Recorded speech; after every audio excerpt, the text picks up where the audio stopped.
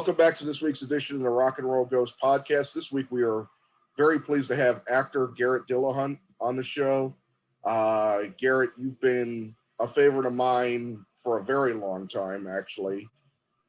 So this is a true pleasure to have you on the show. I appreciate that. Thank you so much. I'm honored. Oh, no, I am. I probably first saw you in both the Assassination of Jesse James and No Country around the same time, but it was Raising Hope that was the one that really got me to be a huge fan of yours. Oh, good. I'm happy to hear that. I enjoyed that experience as well. First of all, that year 2007 was a good year for me with No Country and Jesse James, and working with Roger Deakins twice in a row. That was a thrill. But I loved Raising Hope so much that I produced my own show with Greg Garcia again. That's about to be dropped this year, called Sprung. So I think you'll like it as well if you liked Raising Hope. Yeah, I saw that you were reunited with Martha Plimpton. Yeah, she's on it too. She saved our bacon. Well, that's great that you guys got along well enough that you're doing something else together, and all three of you actually. Yeah, I was thinking about it the other day. In fact, I wrote to her. She's poor thing. She's working in the Canary Islands or something. You know, I never get those cool locations. It seems like, but you know, I've done like 110 episodes of television with Greg, and just under 100 with Martha now, and I mean that's like 30 some movies we've made together. I mean, it's a wonderful thing when you have people that you still want to hang out with and still want to work with after all that time, and they are two of them for me, that's for sure. Yeah, well, your career has been interesting, and I do want to talk about Crawdads. Talk about whatever you want. But your career has been fascinating because you just kind of go all over the place. You can do comedy, you can do different sorts of comedy. Like when you were on the Mindy Project, you weren't exactly the guy necessarily making the jokes all the time. You were kind of a straight guy in a lot of ways because you didn't want to put up with the buffoonery of what was going on in the clinic. And you've done things. I mean, one of my favorite things you've done was your series with Justified. Sorry, as Ty Walker. That was it. Right. Good. That was a really good role, and you got to work with Timothy Olyphant again. Yeah, that was great. I really love Tim, and I'm happy I guess they're coming back for some more jokes. Yeah, I did that when I was on hiatus from my show Hand of God on Amazon, and they would only allow me to do 6 episodes of it. It's weird. When you're a regular on one show, they get real skittish about you doing other things. I don't know why they still are worried about it in this kind of fractured audience world that we live in, but they are. They still behave as if they're making 22 episodes a season and getting 20 million viewers an episode. And we're all just trying to make a living out here. So they limited me to 6. And but you know, which was unfortunate because I died quicker than I think they wanted me to on that show. And but I was grateful to have, you know, any time at all on it. It was a good one. Great to be reunited with Tim. Yeah, no, that's one of my absolutely top favorite shows of all time. I rewatch it at least once a year. So. Oh wow. It never gets old. You talked about the new series. They're filming it in my backyard. Actually, they're filming in Chicago. Oh, are they? Oh, they're Chicago for some reason is substituting for Detroit, which I figure Detroit must be cheaper to film in than we are, but whatever. You know, and another, you know, you worked with Steve McQueen on 2 different movies. That's right. You know, one was 12 Years a Slave, which was this huge, you know, thing, Oscar wins and all that. And you had a larger role in Widows, which was filmed here as well. What did you like most about working with Steve? He's an interesting cat. I don't know if you've seen any of his other things, but The Hunger, any of them. I think he just has a real unique eye. I think he's kind of started as a photographer. You know, don't quote me on that necessarily, but I don't know if that's why. But it's almost feels like he's self-educated about filmmaking, which is interesting because he's not constrained by a lot of things that I think institutional training does. Mhm. He's interested in odd things and different things, in sort of I don't know, breaking molds, but you know, I, there's a richness to his work that I feel the same way I feel when I watch, I don't know, Coppola or those guys. It just feels, you know, the frame feels rich visually, and the story's rich subtextually. You know, I think it's a real wonderful place. And, you know, he doesn't necessarily know what to say to actors, but he finds always the right thing that leads us, lets us feel free to do what we do. You know, I really like him. I miss him. I miss that guy. I love Yeah. him in a heartbeat. Yeah. And I know you're a big fan of Cormac McCarthy's work, and you've gotten to be in No Country and The Road, which is, The Road is a movie, it's up there with Schindler's List for movies I don't know if I could handle seeing a second time. Yeah, it's I believe that he started writing that novel. He said there was he had just had a young son at an older age, I think, and there was a fire nearby. Like he saw it sort of cresting a ridge far, you know, far away enough that he would probably be safe, but close enough that you get a little bit worried and wonder, like, should I pack a go bag here? And I think he just started thinking about his ability to protect that child and other things. Regardless, he wrote that book that is quite harrowing, and I think one of the more realistic sort of apocalyptic stories out there. But yeah, it's pretty rough. And you know, given the events of these days, you know, the state of the world these days, you know, when I first read that book, I kind of wondered, like, will people really devolve into these barbarians? And now I kind of feel like they absolutely would. Yeah. Yeah, no, I sadly agree. Yeah. Yeah, it's but yeah, that one was a rough one to get through. Yeah. Well, before we get into Crawdads, I know the next thing you're doing, or the next thing is one of the next things that's coming out besides Sprung. You're in Andrew Dominik's Blonde, so you've worked with him, what, 3 times now? Because you're uncredited with Killing Them Softly, so you Yeah. filmed They cut something that with scene him. out. I was shooting Looper in New Orleans the same time that he was doing Killing Them Softly.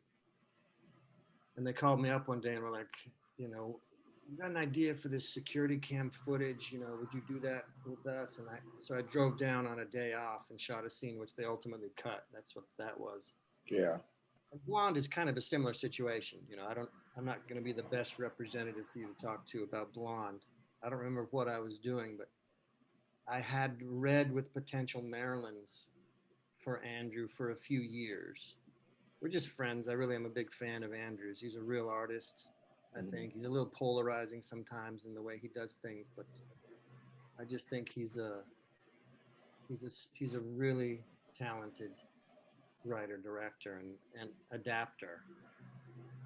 I just read a thing coincidentally about Joyce Carol Oates, who saw Rough Cut and was so happy about it and so blown away by it and impressed that a male director could have directed this thing. So I think it's going to be great, but I'm uncomfortable pretending I'm any significant part in that. He kind of put me in. He kind of put me in like, you know, like, hey, this will be a fun lark, you know, we'll sort of hide you in here on this little thing. And then I think they even had to cut that out for time, or most of it. So it'll, you know, I'm an Easter egg in that movie, but I can't I hear wait you. to see it. I can't wait to see it. And the screen test with Anna was fucking fun. We had just worked together on Sergio, and he called and asked me what I thought of her. And I was like, I love her. She's amazing. You know, she's just one of those, for someone so beautiful, you know, she just engenders these real feelings of friendship. And I feel almost brotherly towards her and protective of her. And it was so fun to be there. I have some great shots of her just in the screen test. And when she came out of that makeup room, I was just floored. Yeah. And I think people will be. She's great. She's Yeah, a great actress. yeah, I'm really looking forward to because he doesn't make a lot of films, but his films, Killing Them Softly is a movie rewatch all the time too. And it's a movie I didn't initially like when I saw it in the theater, but I've grown to love it. Yeah. It's Yeah. not my favorite of his, but I still love it. You know, Yeah. he set the bar pretty high with Chopper and Jesse James, and you know, he's a real artist, and I'm so impressed by people like him who can be so picky. Yeah. You know, I can't wait that long until, you know, the muse descends. You know, I get nervous about paying bills, and I think he would rather starve to death than do something he doesn't believe in. You know, Yeah. Yeah, he's kind of a classic filmmaker in that regard. I mean, there's not many with that kind of attitude anymore. You know, yeah, something. I don't think there's many with that attitude in the world. Quite frankly, we've become a very uh, money over art kind of thing. You know, with Yeah, I mean, to be fair, it's called show business. You know, it's not yeah, show art, but you know, we had a dream when we started this, didn't we? yeah. I certainly Yeah, won't well, begrudge anyone choosing a, you know, sometimes you got to pay the bills. So yeah, sometimes, you know, I've certainly chosen jobs that I didn't really love, but you know, I needed the paycheck. yeah. Well, you know, you've just had this amazing career, and the last thing I wanted to touch on from your past is you're part of a legendary phenomenon with your role on Fear the Walking Dead. I mean, Oh, that universe is huge, and I'm actually when I rewatched The Walking Dead, um, I joined a I joined a Facebook group for fans, right? And people, you know, when Fear the Walking Dead came back like this season, I saw all the talk, people talking about how they missed John Dory and how much they loved you and everything. So, you know, you're quite beloved in that community. well, it's a hell of a community, and you know, I carry a little guilt about abandoning it, you know, but you know, I love that character too. You know, I had a lot of hopes and plans for that character that just weren't in line with, you know, what I think the showrunners and creators' plans were, and that's it's their baby. It's not mine. You know, Yeah, so I'm very grateful to them for giving me John Dory and for letting me go when it was time. You know, I think if I was a younger man when I got that job, I might have stuck it out. You know, but it's a very hard job physically. A lot of respect to that cast and crew for sticking it out. And you know, I mean, you're outside all the time in rough conditions, in uncomfortable shoes for for 16 hours a day. You know, so it is a real labor of love that they offer to the fans, and the fans return that love tenfold.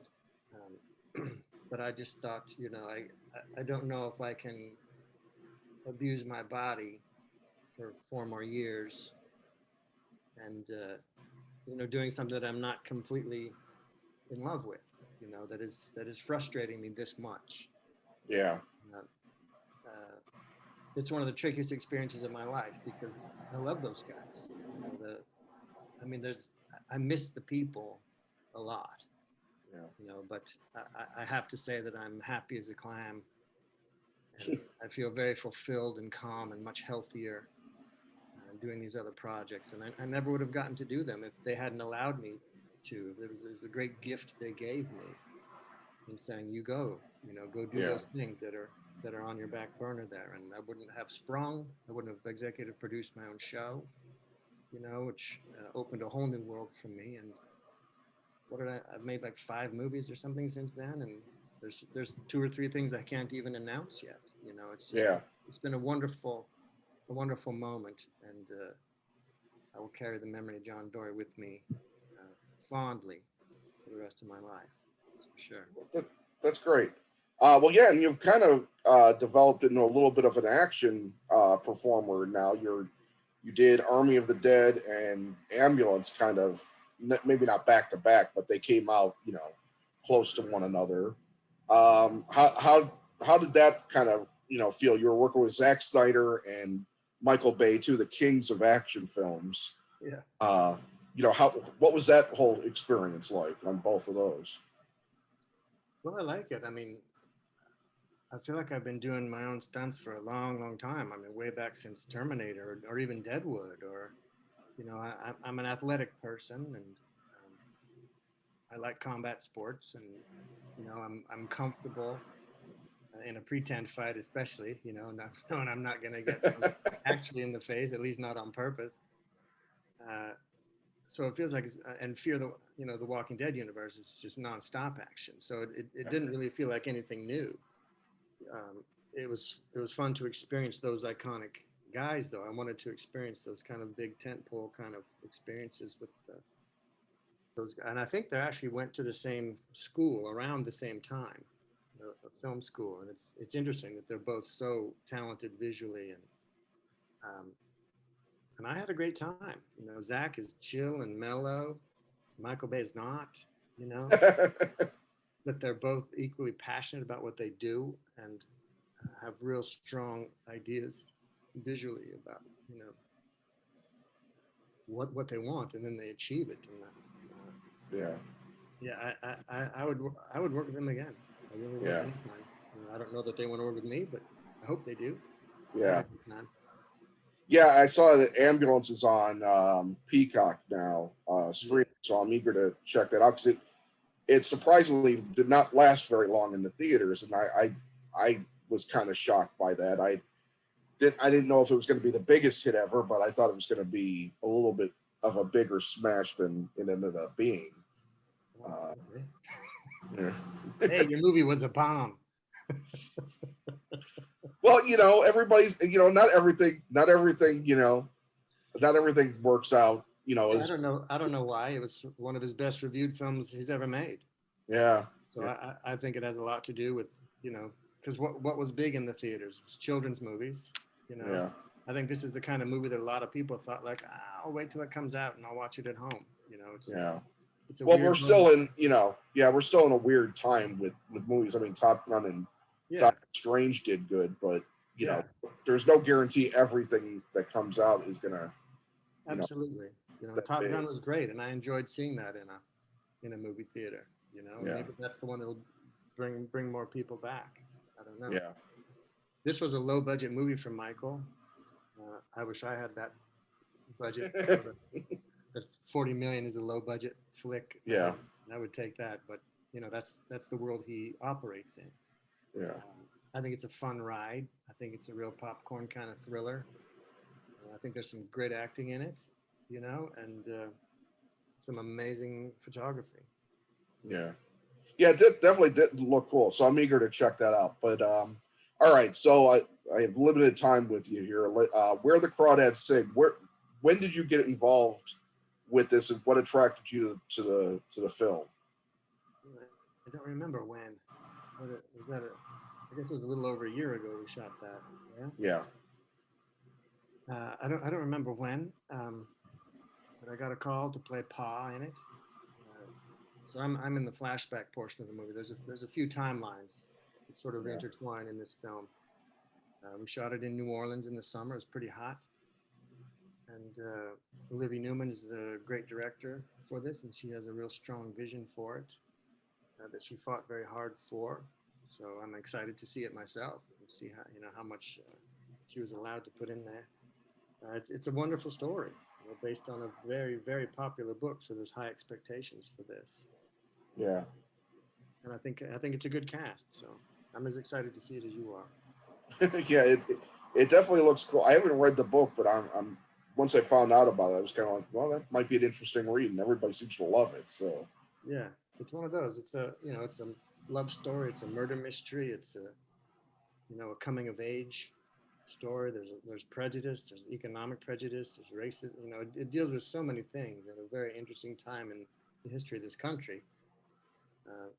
It's interesting to see also how much hasn't changed. Yeah, I don't know. There's a lot of talented young people in it. I didn't get to meet a lot of the cast because I'm in the ancient, you know, the 50s and 60s portion of the story. So I worked with young Kaya, and she was a peach.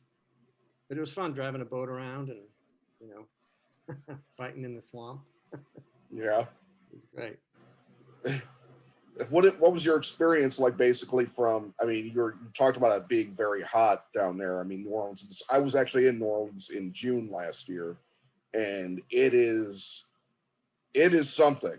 That humidity is like a cloak around you.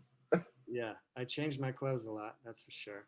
And sometimes when we were in the boat, uh, little Jojo, who played young Kaya, he was just so adorable. Um, she'd get, I'd try to keep her shaded with this umbrella between takes, but sometimes she'd get hot, and to her credit, she'd say, "I think I need a break." We'd pull over, cool her down, give her some cold water, and, Yeah, keep going.